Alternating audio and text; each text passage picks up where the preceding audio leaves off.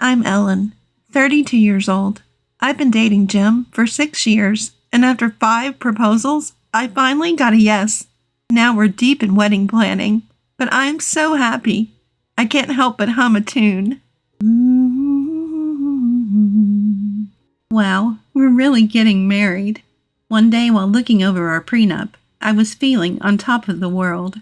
But Jim, does this really matter? As I signed the contract, I tilted my head in wonder.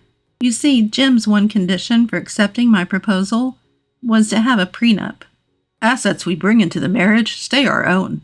No meddling in future inheritances. If things change, like having kids, we'll revise the contract.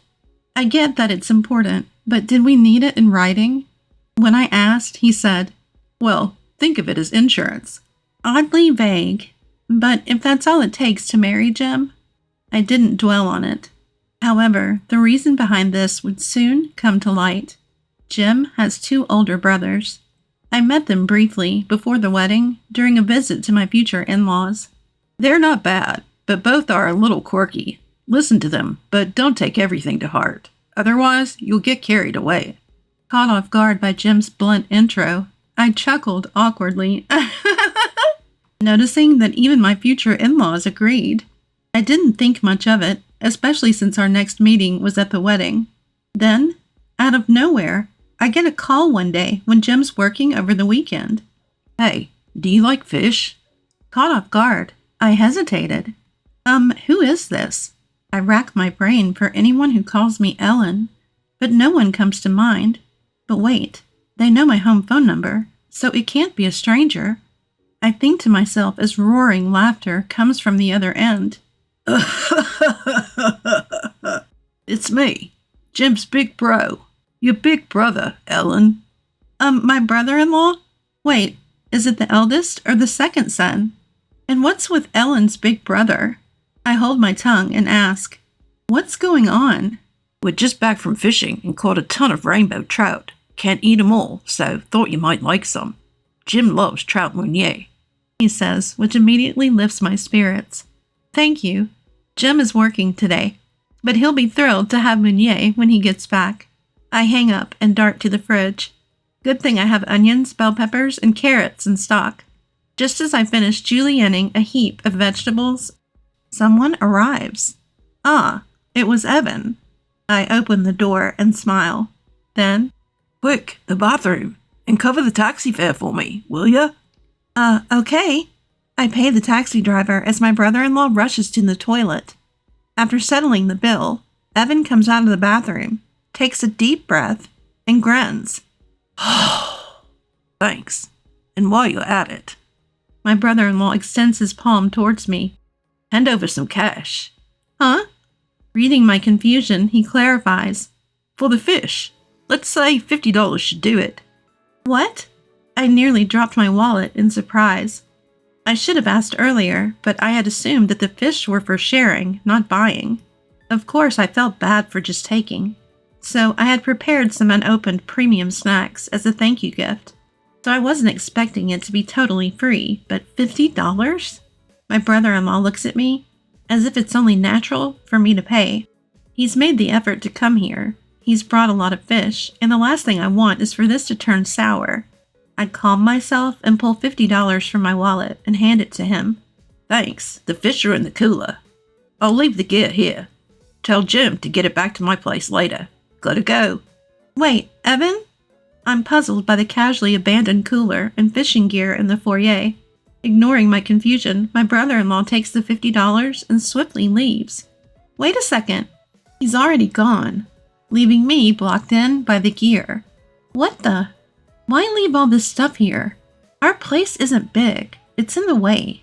Oh, and the taxi fare. I remember that he hasn't paid me back for fronting the cab fee. I hesitate to ask Jim to both take the gear back home and collect the taxi money. Then when I open the large cooler my brother-in-law left behind, I can't believe my eyes. On a bed of overly piled ice lay only 3 small trout, each barely 2 inches long. You've got to be kidding me. I slumped down in my doorway, defeated. What am I going to do with the shredded veggies? I had other issues, but I was too stunned for other words.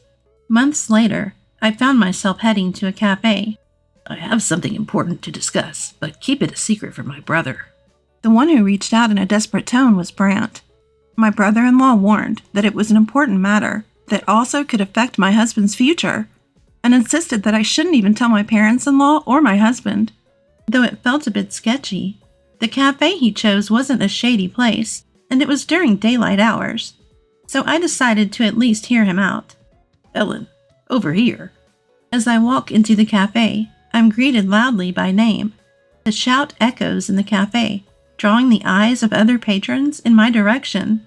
Embarrassed, I nod my apologies to the surrounding customers and hastily head toward my brother-in-law's table. Haha, you're so shy, so cute, Ellen. His loud voice again attracts attention, making me cringe. Could you keep it down? Cutting off my request for him to speak more quietly, he blurted, Let me introduce you. This is my new girlfriend. A beautiful woman stands up from a spot I couldn't see. Hi, nice to meet you. Suddenly, I'm slapped hard across the face by a woman who angrily shouts, Are you kidding me? I'm left stunned, my cheek tingling. Why did a woman I just met slap me? As I'm losing my words, the woman storms out, loudly declaring, This woman is your new girlfriend. I'm disgusted. Goodbye to you. What the...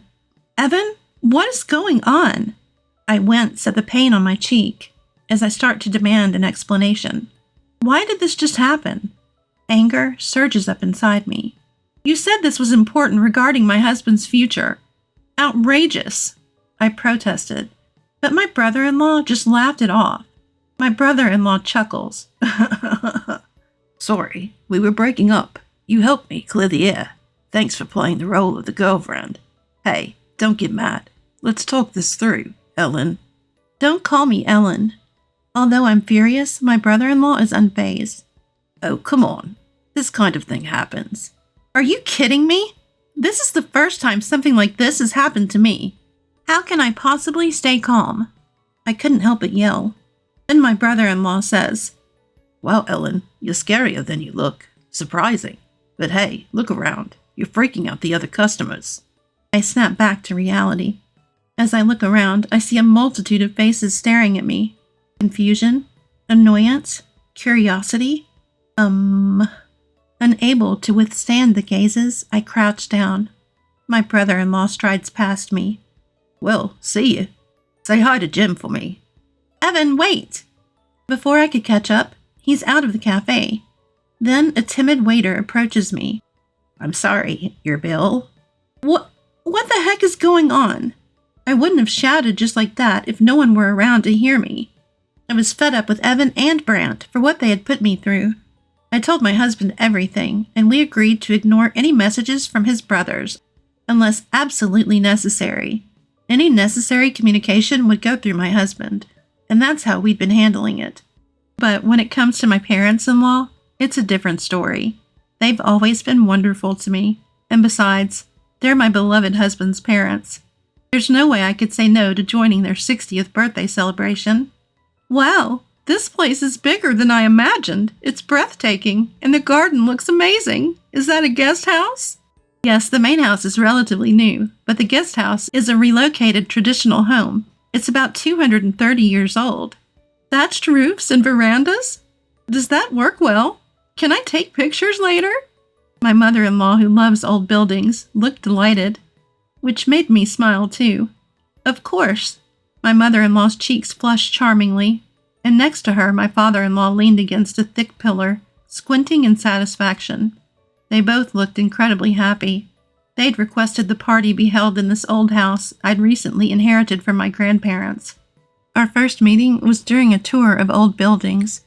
We sat side by side on the porch, had coffee, and hit it off when we realized we were the same age. It was some time ago when my father-in-law shared his bashful story of how he and my mother-in-law first met. Perhaps I should have invited you before we started moving the furniture. I felt a pang of regret. This house had been rented out as a restaurant until last week. After its closing, they had requested to tour the empty place. but maybe I should have shown it to them when it was still furnished. No worries, it's perfect this way. The peace and quiet lets us really soak in the atmosphere, my mother-in-law reassured me. True to their word, my parents-in-law arrived 2 hours earlier than the party was scheduled, taking their time exploring the house and enjoying coffee on the veranda. And then, the peaceful atmosphere was broken by noisy footsteps. What? Only Jim is here to welcome us? No one else? And catering for dinner? Seriously? It's hard to believe. The only one who gently set Brant straight was my husband, Jim. Come on, this is Mom's request, and you act like it's a letdown. But this is a deluxe bento box from a popular restaurant. Jim says this with his usual smile, the one I love so much. You act like it's just any lunchbox. Why didn't you just book the place during business hours? You're too cautious, Jim. Evan sighed as he said this. But seriously, how much does he think it costs to book an entire upscale restaurant? You're complaining about today's party expenses being high, and you call me frugal? Plus, they haven't even paid me back for the cab fare from when they dumped those 3 measly trout on me, or for the expenses from their lovers' quarrel. I can't just let them walk all over me. I muttered some choice words under my breath. This was all unfolding on the day of my in-laws' 60th birthday celebration. As soon as my parents-in-law were off exploring another part of the estate, Brant blurted out, Hey, I've got a great idea. Yeah, your great idea doesn't usually mean good news for me. I must have shown my thoughts in my face because my husband sitting next to me looked concerned. And sure enough, both Evan and Brant started to smirk. We're family, aren't we? My husband tilted his head, clearly puzzled by the sudden inquiry. This place is closed now, right? Yes it is. My husband nodded, and the 2 brothers leaned in eagerly. Man, you hit the jackpot, marrying into money. Yeah, really. You've got this massive estate all to yourself now. They sang this in a sycophantic duet. Are you guys misunderstanding something? But my husband's words went in one ear and out the other. Can't hog it all to yourself, right? A little sharing won't hurt. At this point, their enthusiasm almost made me nauseous. Then it dawned on me. What would you like? I forced a smile, and their eyes lit up. They clearly thought that my inheritance was also my husband's, and by extension theirs to enjoy. As if. When the topic of my inheritance came up, my husband asked, You've stored the prenup safely, right? I promise I won't interfere with what's yours, but I'm here if you ever need advice. That's what my husband said, and he really never asks for even a single dollar. I love how kind, clear-headed, and continually endearing my husband is. In stark contrast, the pitiful state of the 2 brothers. With people like that, there's no need for reservations. The location is prime real estate. Just step outside and you can get whatever you want right away. Plus, the mansion is really massive. I mean, it's too big, isn't it? Evan remarks. What if we told him, from today, your brother's family is going to live here. Cut ties if you're not okay with it. Brant says, grinning. I took a deep breath. Sure. The brothers tilted their heads in unison. Really? Despite having initiated the conversation, they seemed a bit taken aback when I reassured them. It's fine, really. Feel free to do as you please. Not just Evan's family, but you too, Brant. Here are the keys. Handing them the bundle of keys, they all looked pleased with themselves. Good on you for being so understanding. Nice going, sis. Eagerly, they began their moving preparations. Ellen? I turned my real smile toward my concerned husband. Don't worry, it's all good. Fast forward to a few days later. We were relaxing at home when the doorbell was frantically rung. Opening it, we found my brothers-in-law pale as ghosts. What the hell is going on? Tell them to stop now. They were panicking, full of desperation. Our house is being demolished. We got home, and there were heavy machines tearing it down. We told them to stop, but they won't listen. So what are you going to do about it? That was the general vibe coming from my brothers-in-law when I calmly chimed in. Well, that makes sense. Everyone's eyes suddenly turned to me. What do you mean? A tower apartment is going to be built there. They can't build it without tearing down the house, can they? Huh? Both my brothers-in-law were dumbfounded. The reason the fancy restaurant shut down, or rather moved, was for that project. We kept the utility contracts through the end of last month because of the 60th birthday celebration. Was today inconvenient for you? Aha. Realization dawned on them, and they went pale. Is this some kind of joke, Ellen? Even if they say it's a joke, the bulldozer's already here, so there's no room for jokes. Especially when the bulldozer is already here. What's the point of lying about this? Maybe you should start taking out some valuables. Tired of their complaints, I laid out the harsh reality for my brothers-in-law. Look, I made it clear when I asked for the demolition. Please get rid of everything left in the house. If the bulldozer is already working, I guess this will be over sooner rather than later. If I were you, I'd stop complaining and start taking out the important stuff. They looked at each other and then yelled, This is bad. Go, go, go, hurry up. As I watched the two rush out, I turned to my husband. Nobody really told them, huh? My husband sighed deeply with a wry smile. We've all been strung along enough. Maybe a hard lesson is what they need. I hope it wasn't too much trouble for the workers, though. Yes, I had informed not only my husband, but also my in-laws that I'd given the keys to my brothers-in-law and that they were planning to move. Of course, I'd also told them that the house was already sold, including the date of the turnover. So the decision was in their hands, whether or not to tell their brothers-in-law about the truth. In the end, everyone kept quiet. Don't worry, the buyer and the contractors are already in the loop, I assured them. I had a feeling it would come to this, so I had explained it to the buyer in advance. I hope they learned their lesson, my husband said. With that, we went to sleep. The next day, I can't believe they went this far. My mother-in-law sighed heavily. In the living room, my brothers-in-law seemed to shrink. They couldn't get in during the daytime because the workers stopped them, so they snuck in at night. Well, yes, they had ignored the no trespassing signs and tried to take valuables in the middle of the night. But a neighbor noticed their flashlight and called the cops, so they were easily caught. So you even managed to get into trouble with the police without taking anything of importance, my mother-in-law continued. Well, you see. My brothers-in-law attempted to explain, but no one was interested in their excuses. The past wrongdoings also came up, making it even worse for them. Both of you should apologize to Ellen, my husband said. But then Brant, who had been meek until now, suddenly snapped at me. It's her fault to begin with. She tricked us. She willingly gave us the keys. Yeah, right. What's with this hypocrite? Selling the house without even telling us? Faced with their unjust accusations, I could only offer a wry smile. I think you're misunderstanding. That property, both the land and the building, were inherited by me. Jim even drafted a prenuptial agreement to protect it. So you guys never had any rights to it to begin with. What prenup? Contract? I had no intention of elaborating on the term prenuptial agreement, which seemed like a curse word to them. Also, the sale of the land and house was consistent with my grandparents' wishes. They had considered selling it several times before, and yet my grandparents had wanted to keep it as long as they were alive. To be honest, maintaining it was too much work, so when I inherited it, my grandparents had suggested I proceed with selling it. So I just followed through with the realtor my grandparents trusted.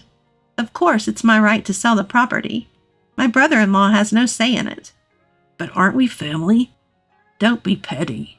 While considering whether my brother-in-law would argue further, I think back on my past. I started taking marriage seriously about 3 years ago. My dad raised me all by himself. My mom passed away right after giving birth to me. Dad and I were the best of friends. We'd go camping in the summer and snowboarding in the winter. So many memories. But then, out of nowhere, he got sick and passed away. I felt pathetic for never being able to do anything for him, and it broke my heart to feel his absence in the home we had shared.